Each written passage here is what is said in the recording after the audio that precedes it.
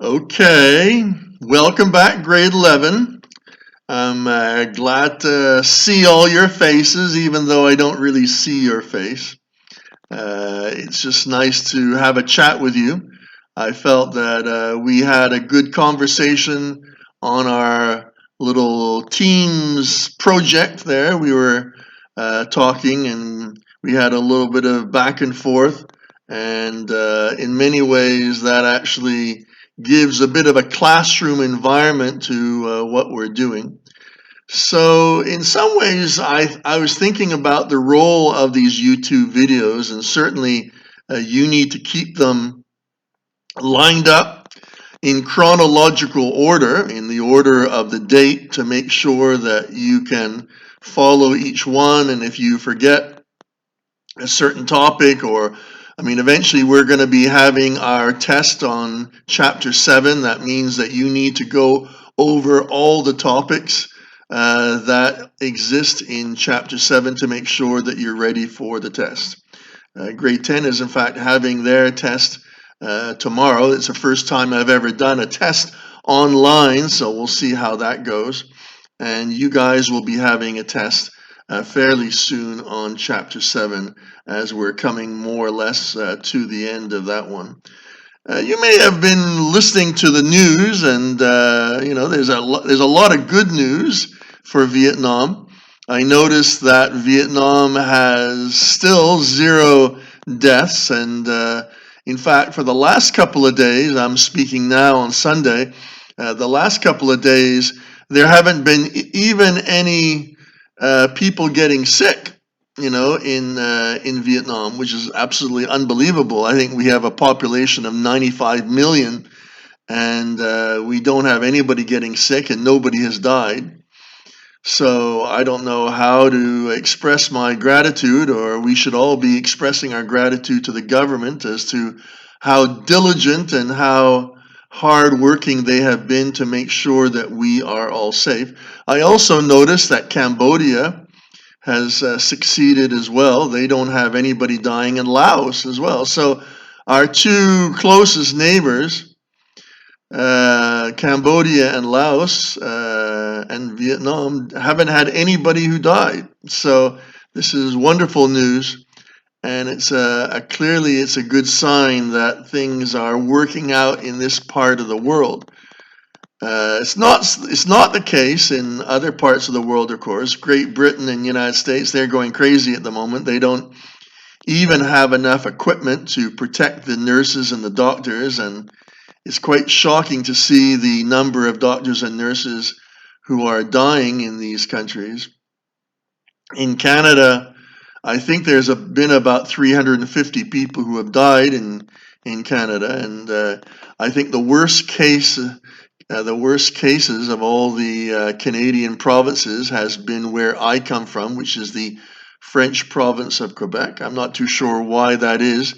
Maybe because French people tend to socialize much closer, and that they love to visit each other, and they have difficulty with social distancing. I'm not too sure.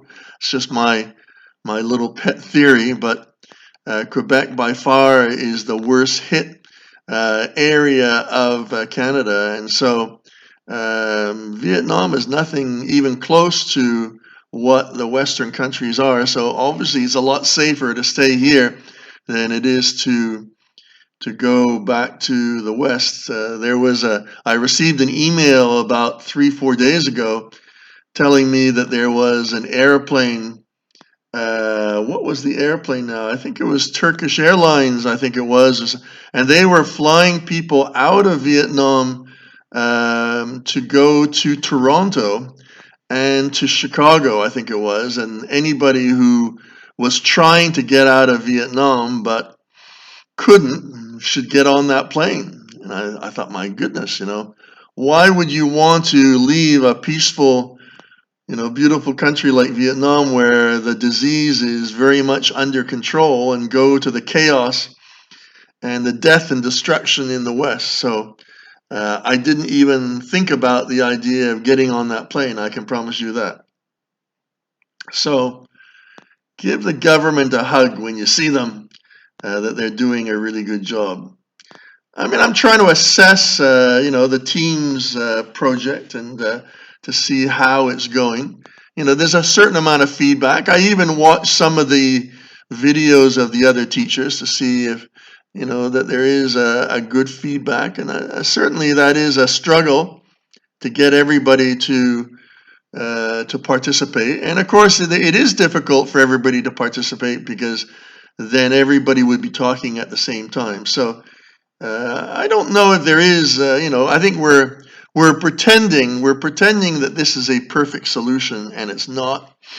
So we just have to work with YouTube, and we work with Teams, and we just try our best, and we try to smile, and we try to take a positive attitude, because clearly this is the crisis of our generation. There's never been anything even close to this. And I think that we need to step up and to be brave and to, not really complain, to say, oh, why isn't it better or whatever. We're lucky that, our responsibility to keep the country safe is to keep our distance and wash our hands and to stay home.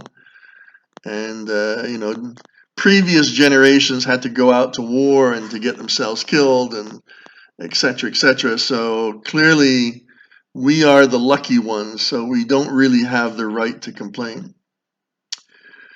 Homework, I think it was 12 out of 17 again. So there's 5 people who still are not doing their homework, and I'm not too sure what the official line is or what the excuse is, and I'm not really that interested. It's noted. I take a note of it and I pass it on to the administration of Chuvanan, the coordinators for grade 11. They hear about it and they have to assess to what extent that they can do anything about it. But obviously, if you're not interested, then we can't lose sleep over it ourselves. And so clearly this is in your own interest. We want you to do well. All your teachers are trying really, really hard in every way they can to help you to succeed, and you really have a responsibility to your parents and to your school and to your country to work as hard as you can. Your parents are sacrificing money. They're sending money to Chuvanan. This is not a free school, unfortunately, and they're not expecting the money to be paid back, but I think they expect you to try your best.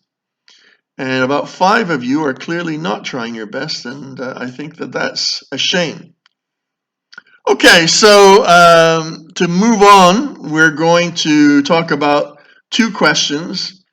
The first question was related to allocative efficiency. Somebody wrote to me and a long email and said that they don't understand allocative efficiency. I think that was chapter 6, if I'm not mistaken. Isn't that right? I think it's chapter 6. We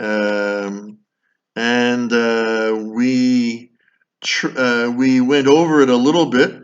I think if you go to page 132 in your book, there's the whole page is on allocative efficiencies, and they're basically dealing with different types of efficiency, things like productive efficiency and allocative efficiency.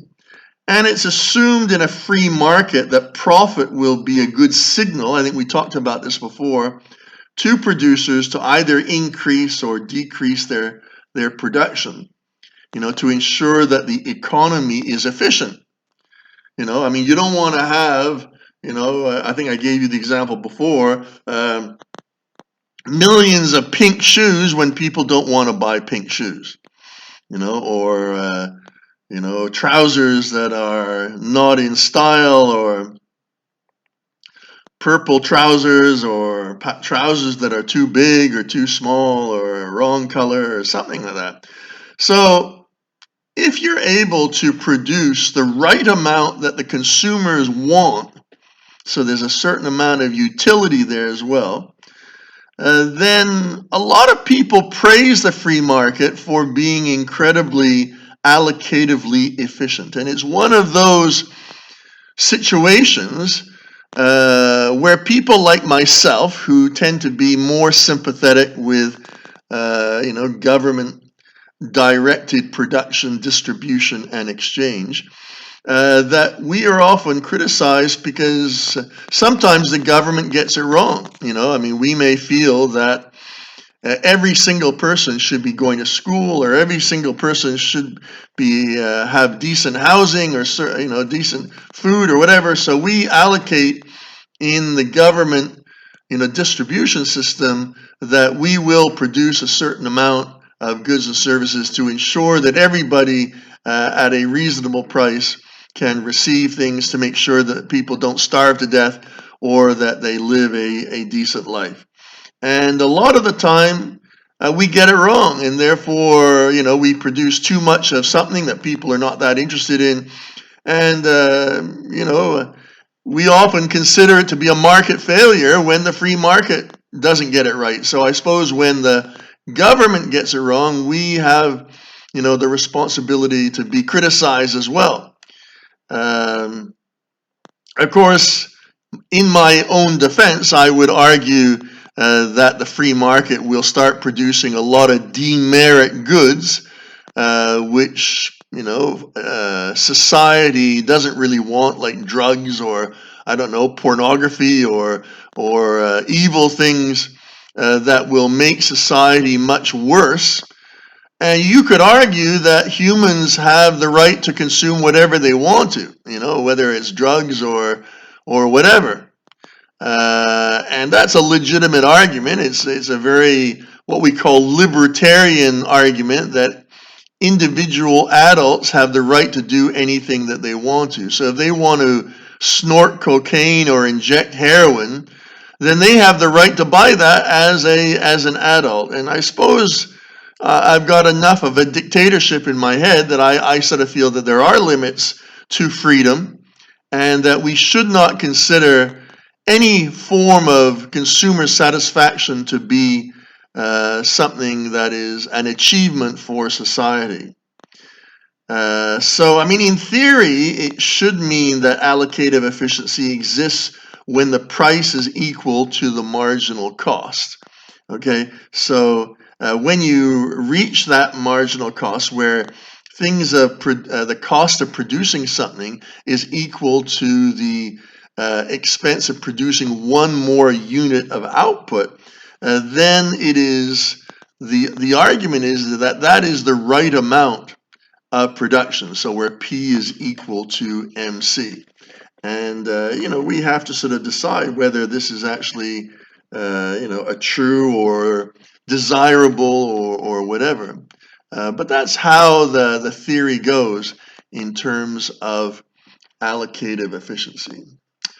Okay, I think we can, I think we've got one other question actually as well. We had another question about homogeneity, and you asked, why is homogeneity so important, okay, when dealing with not monopolies, with perfect competition. And, homogeneity, I think I said to you last week, and even I think on the team's discussion, we were talking about homogeneity, the word homo being Greek for the same, hetero being different, the word different.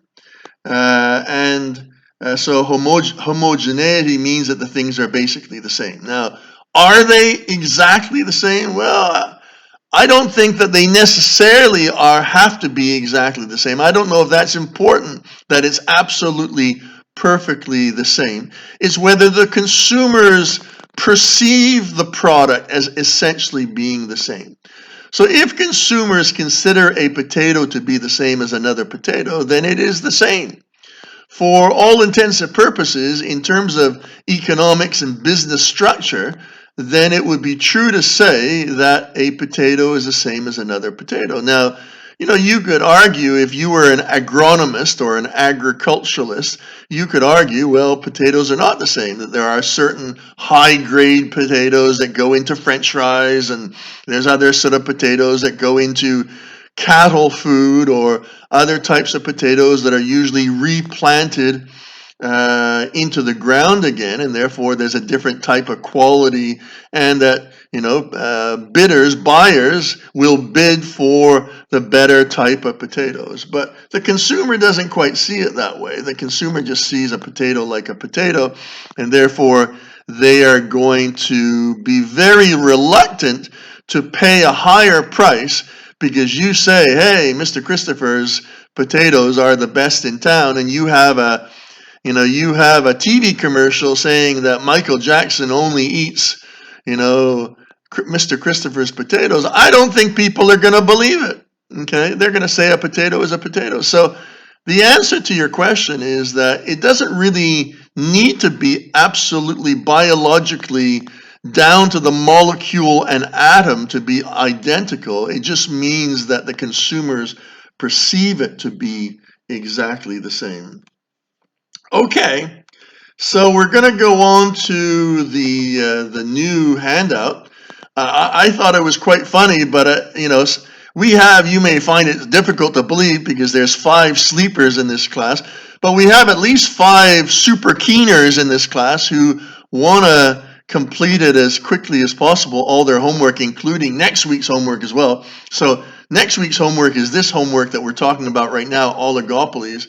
And I would say there's at least 5 of you who have done, the oligopolies homework in advance. So normally we don't start the new homework until Monday. But obviously, you can do it whenever you want to.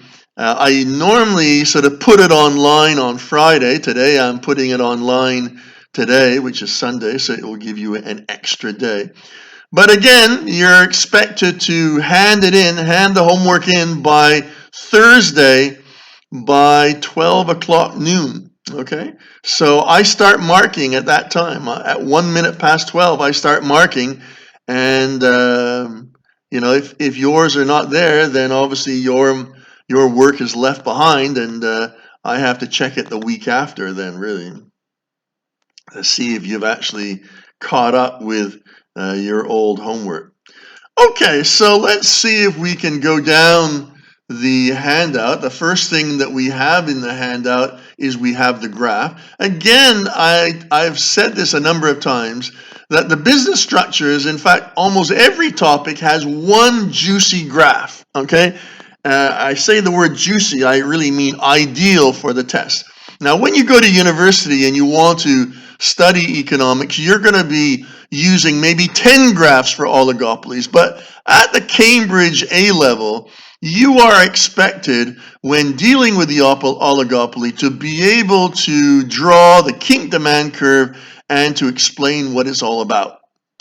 Okay, so I'm not really expecting you to have every single oligopolistic graph in the book, as long as you have this one. So if you have a question that is dealing with oligopoly, whoa, this is an opportunity for you to whip in that kink demand curve to get a couple of bonus marks, because immediately the examiner will recognize that graph as being a kink demand curve, and he or she will give you a couple of extra bonus marks. So don't lose that opportunity to get a better mark by sticking in the kink demand curve. Okay, so I'm looking on the big monitor I have in my apartment here, and the first thing I always do is I always give a bit of a definition of whatever I'm talking about.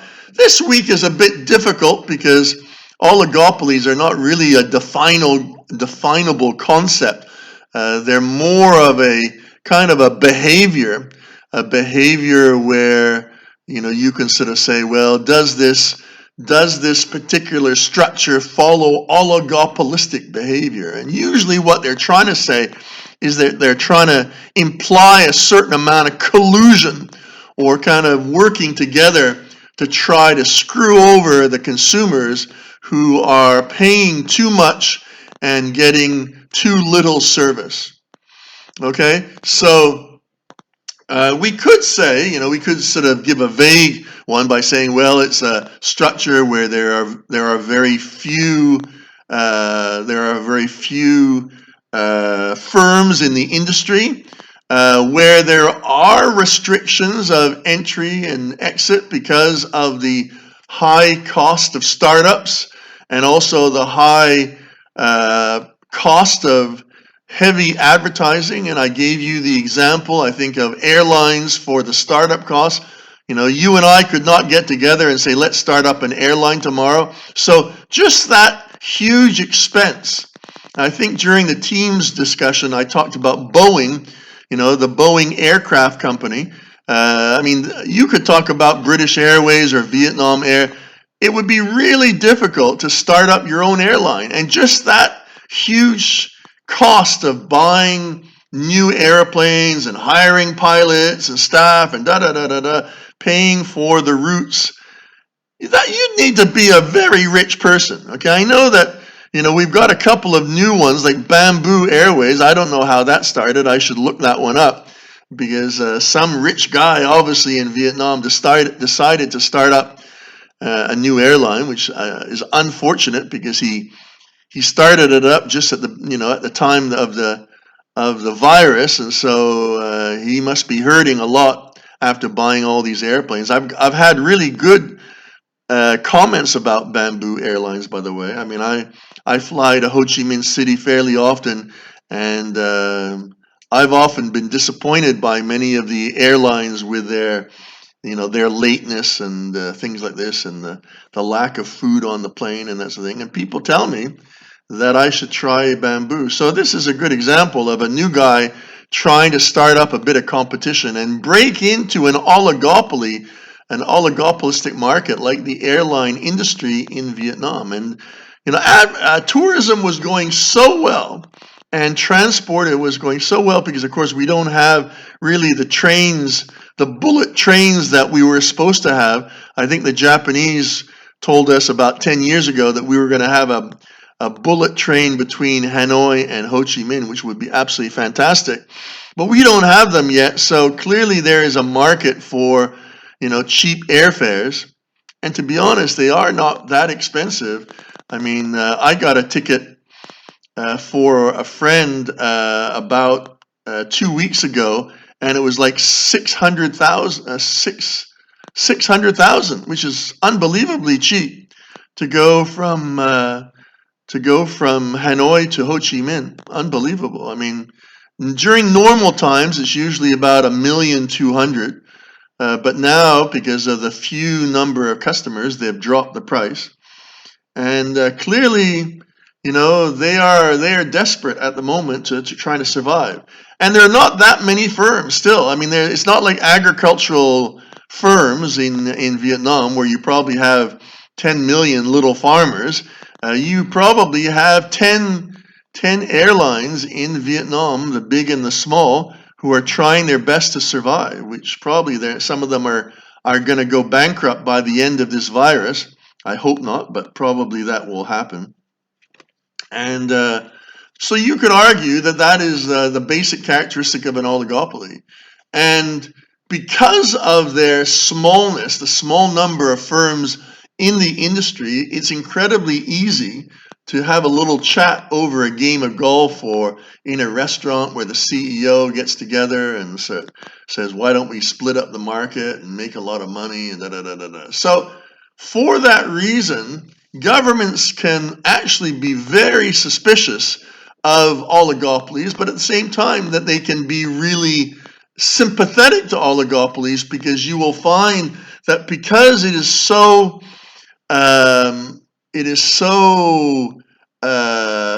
could we say, non-price oriented, because of the small number of firms, everybody can check what the price is of other people. It means that the prices never seem to change, and that's why they refer to it as sticky prices, because the industry is not able to push up the price, because everybody is checking to see what is the other guy got and trying to be as competitive as possible and try to guarantee their market share.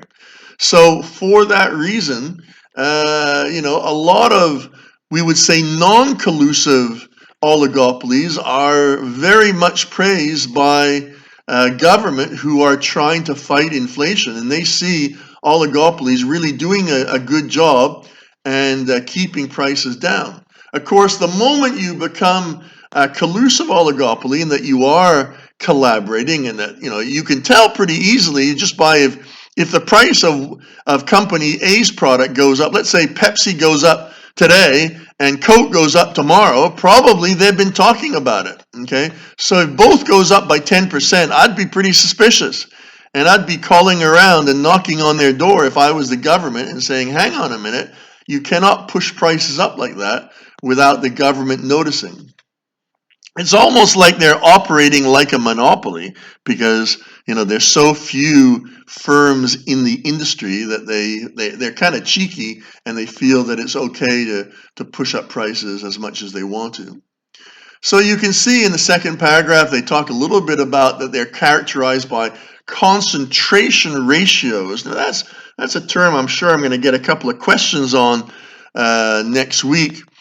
Concentration ratios really refers to the number of firms in the industry. So if you have a figure of 100 to the power of 1, okay, that means that 100% of the industry is dominated by one firm.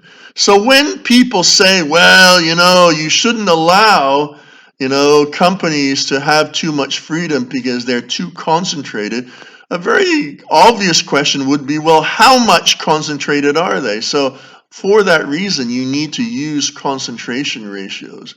So if you said, let's say, I don't know, 40 over 3, which would mean 40%, 40 to the power of 3, that's it. That would mean 40% of the industry is dominated by 3 firms. Well, you and the government might have to decide whether that level of concentration is too much for the country to deal with, and therefore they are going to try to break it up. Okay, we talked a little bit about the high barriers to entry and exit startup costs. I think I talked about that. We talked about Coca-Cola has spent 100 years and millions of dollars to advertise themselves to become a household name. That's very true. That difficulty of new firms trying to grow when they do not have the name recognition to compete with Coca-Cola is another example of barriers to entry.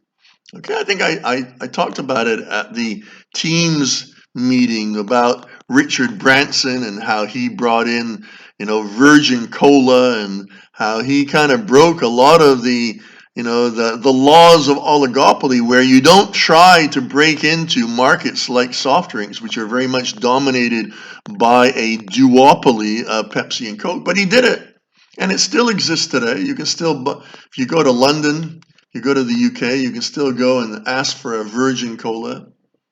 It tastes okay. I mean, I'm not one of these believers that, if something tastes absolutely perfect. I mean, some of you probably think that Coca-Cola is so much better than Pepsi and that you would prefer to pay more for Coke than Pepsi. I certainly wouldn't. For me, old geezers like me, we're not that interested about some unique taste. So if Pepsi is cheaper than Coke, we buy the Pepsi. And if Coke is cheaper than Pepsi, then we buy the Coke. And if Virgin Cola is cheaper than everything, then we buy that. We don't really care. They talk a little bit about sticky prices again, which we talked about the fact that non-oligopolistic, non-collusive oligopolies are keeping prices in control, and that's why governments are actually kind of sympathetic. This is particularly true for companies like McDonald's or Burger King or a lot of these type of a lot of these franchises which are opening up in Vietnam are very much into the oligopolistic industry. Okay, so franchises are firms where you actually buy the name. It's called goodwill. You're actually buying the name of, let's say, McDonald's. Even before you open up a new McDonald's, they're going to charge you about $1 million just to use the word McDonald's. So There is a value to the name. We call that goodwill, Goodwill, and that goodwill has value, and these companies know it. So there's no way that they're going to allow you to use a name without actually paying for it.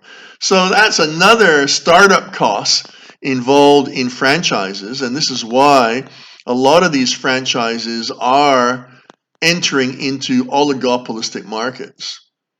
Now, you could argue that you can always tell the difference between, a Whopper and a Big Mac or whatever. And so you could just say, well, it's not a perfect oligopoly, but certainly from an economist's point of view, we do perceive it to be an oligopoly. We talk a little bit about kink demand curves, and I think we've talked about that enough, really, but, it's the whole argument about, if Coke decided to lower the price, would Pepsi decide to follow? Pepsi would have two choices. Either they follow the drop in price, or they try to advertise themselves, to promote themselves as somehow superior to Coke, so that you are prepared to pay an extra price, that this is somehow value added, that if you tell me that Michael Jackson drinks Pepsi or Coke or something, that I'm going to say, oh, then I'm definitely consider that either Pepsi or Coke is better, and I'm prepared to pay a little bit more for that drink. And that's what the company wants. They want you to somehow believe that their product is superior, and therefore they don't have to go into this horrendous price competitive price drop, and they can keep their prices stable and somehow try to survive and maximize their prices through that strategy. We went on a little bit about some of the examples of non-price competition, and I gave you some examples right at the end of the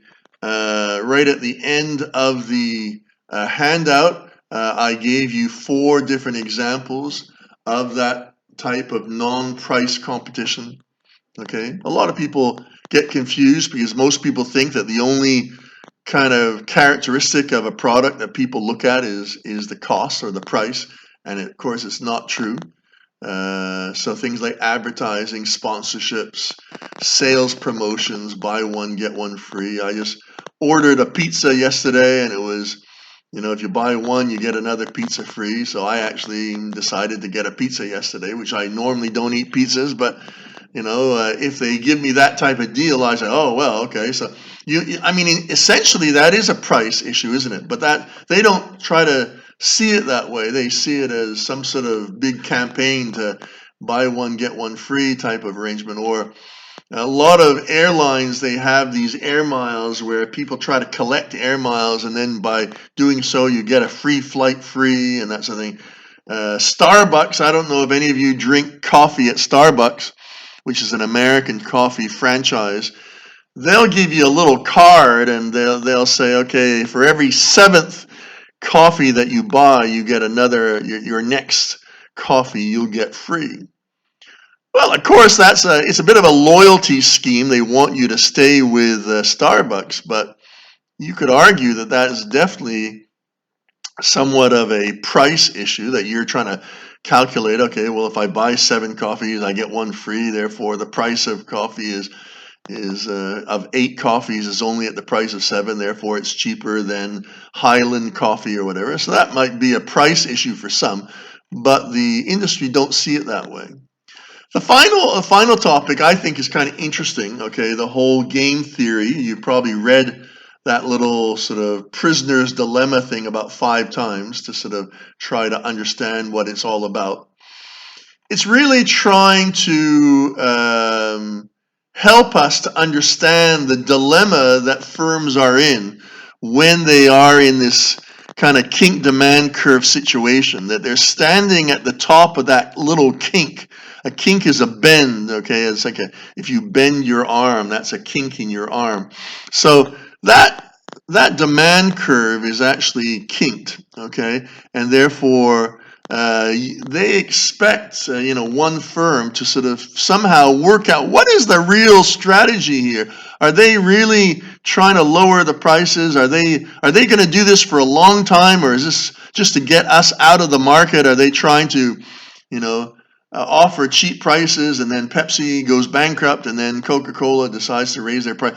They're trying to work out what the other guy is all about. Okay, so this is really what the prisoner's dilemma is all about, and they give it in terms of examples of, if you both get caught for stealing a car and you say, no, I'm innocent, it's not true, and then the other guy says, well, actually, it is really true, and but it was the other guy who did it. Well, you don't really know what to say. You don't know, should I lie or should I tell the truth?